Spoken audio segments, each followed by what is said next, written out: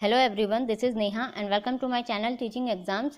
Friends, आज के video में हम बात करेंगे सीटेट जुलाई 2019 के मैथ्स के रिमेनिंग 15 क्वेश्चंस की, जो कि होंगे प्राइमरी लेवल के।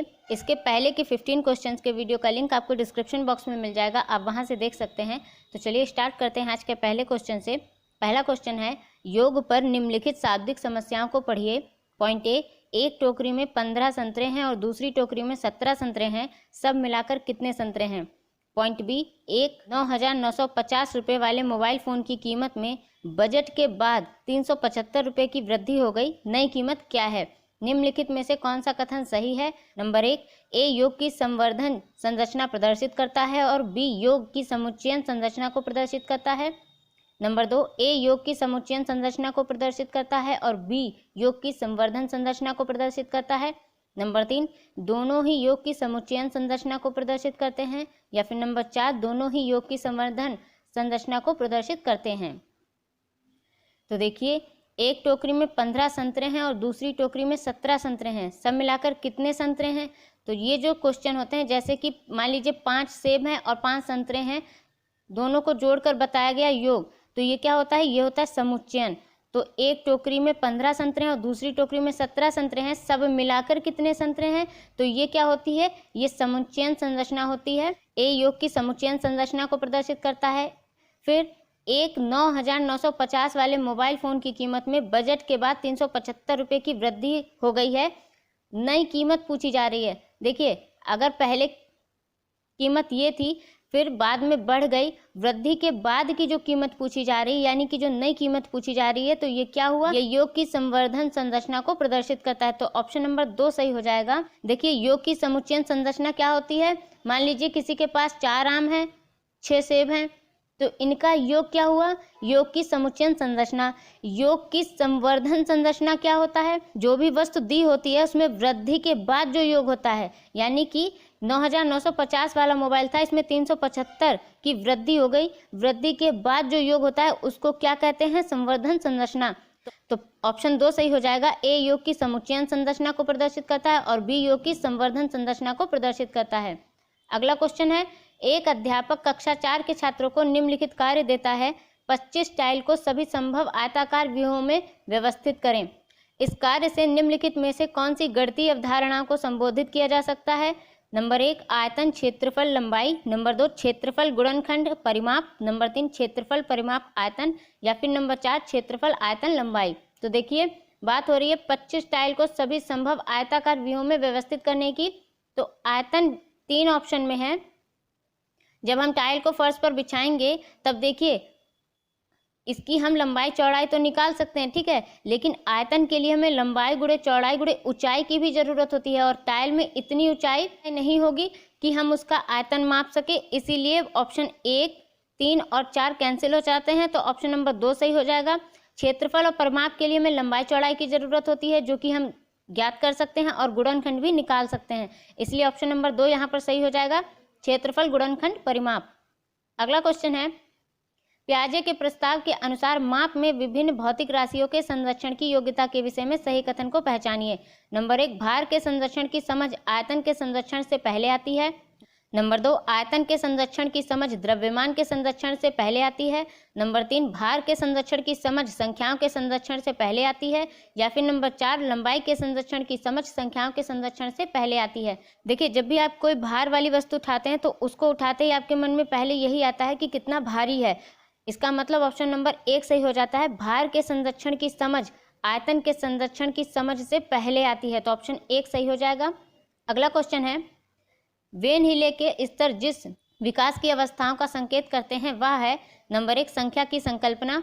नंबर 2, स्थानीय मान। नंबर 3, ज्यामितीय चिंतन। या फिर नंबर 4, भिन्न। तो वेन हिले के स्तर जिस विकास की अवस्थाओं का संकेत करते हैं वह है ज्यामितीय चिंतन, तो ऑप्शन नंबर 3 सही हो जाएगा। अगला क्वेश्चन है, निम्नलिखित समुच्चयों में से कौन सा गणित में प्रश्न हल करने का कौशल है। नंबर 1, प्रयत्न त्रुटि विधि, चित्रांकन करना, कंठस्थ करना। नंबर 2, चित्रांकन करना, पीछे से हल करना, रट लेना। नंबर 3, विवेचन करना, चर का प्रयोग करना, प्रतिरूप देखना। या फिर नंबर 4, कंठस्थ करना, अनुमान लगाकर परीक्षण करना, चित्रांकन करना।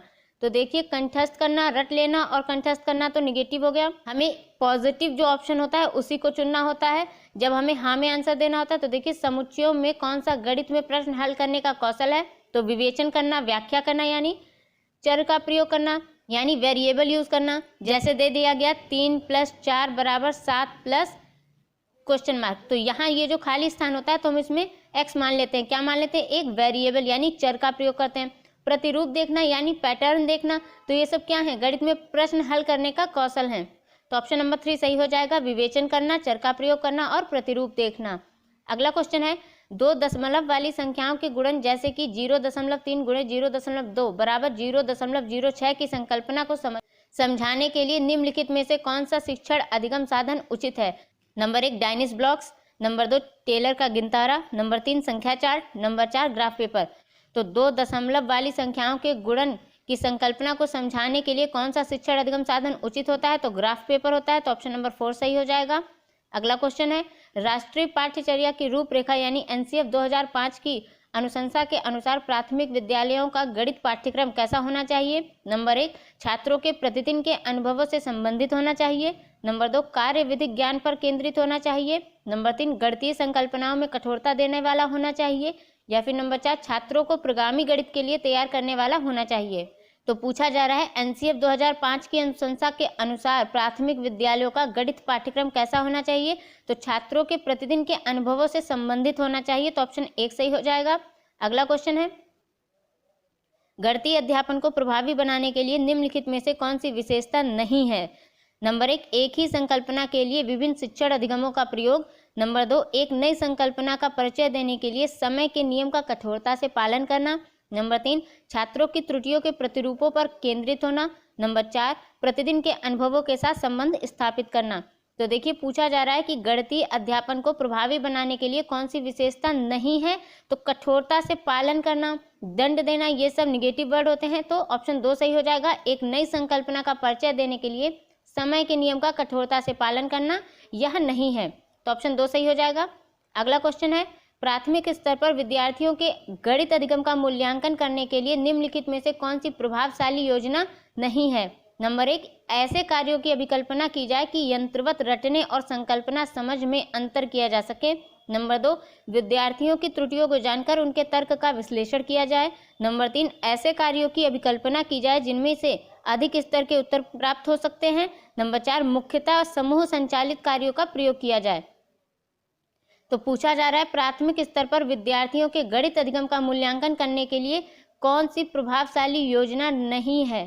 तो देखिए यहाँ पर रटना शब्द देखकर आप इसको टिक मत कर दीजिएगा, पहले इसको समझिएगा। ऐसे कार्यों की अभिकल्पना की जाए कि यंत्रवत रटने और संकल्पना को समझने में अंतर किया जा सके, तो ये पॉजिटिव सेंस दे रहा है, तो ये हमारा आंसर पॉजिटिव हुआ। ठीक है, विद्यार्थियों की त्रुटियों को जानकर उनके तर्क का विश्लेषण किया जाए, तो ये भी सही है। ऐसे कार्यों की अभिकल्पना की जाए जिनमें से अधिक स्तर के उत्तर प्राप्त हो सकते हैं, तो ये भी सही है।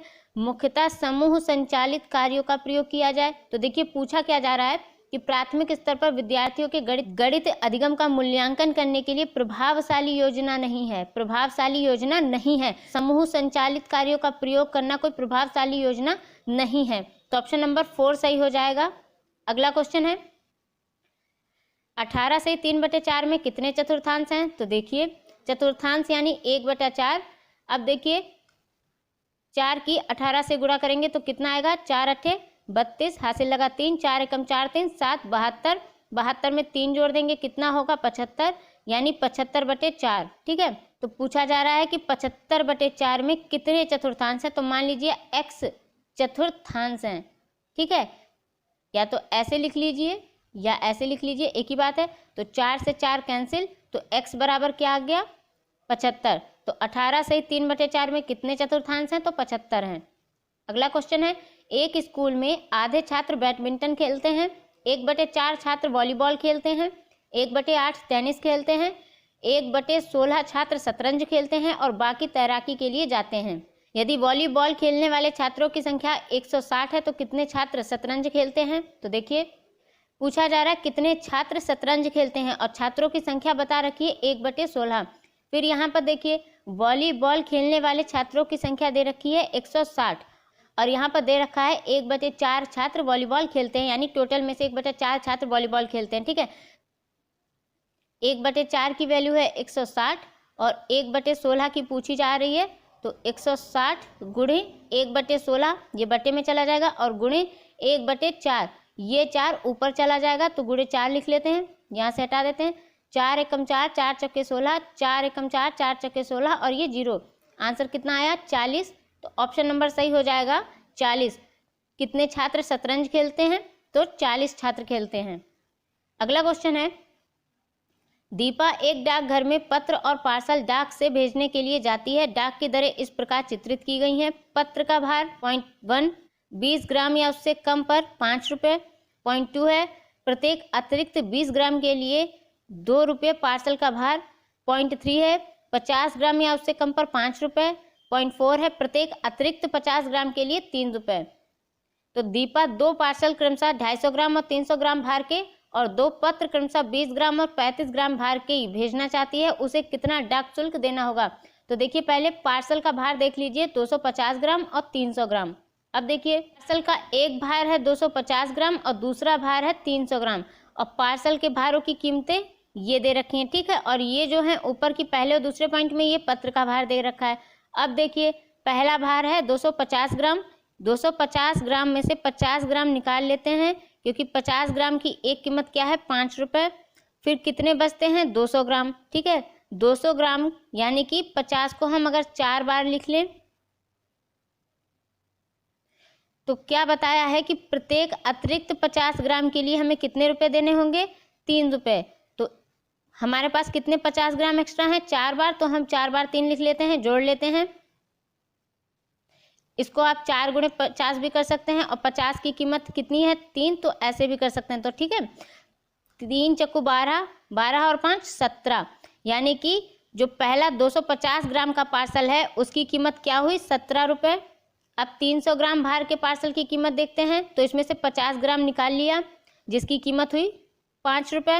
ठीक है, फिर कितना बचा? 250 ग्राम।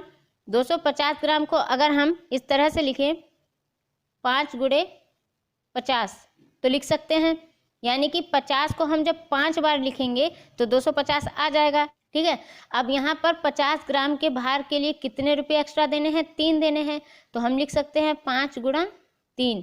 तो कितना हुआ? 5 + 5 × 15, 15 और 5 20, यानी कि 250 ग्राम का जो पार्सल था उसकी कीमत आई थी 17 रुपये और 300 ग्राम पार्सल की कीमत आई है 20 रुपये।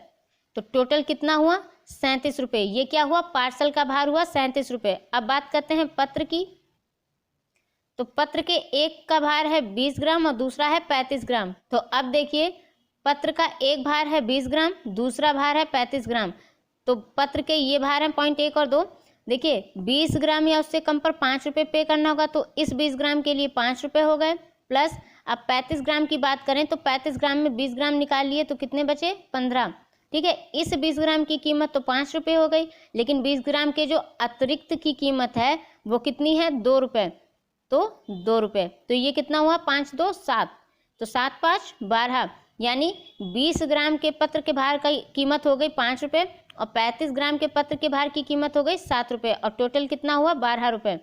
पार्सल के भार की कीमत निकली थी 37 रुपये और पत्र के भार की कीमत निकली है 12 रुपये। टोटल किया 7 2 9 3 और 1 4, यानी 49 रुपये। तो ऑप्शन नंबर सही हो जाएगा 4।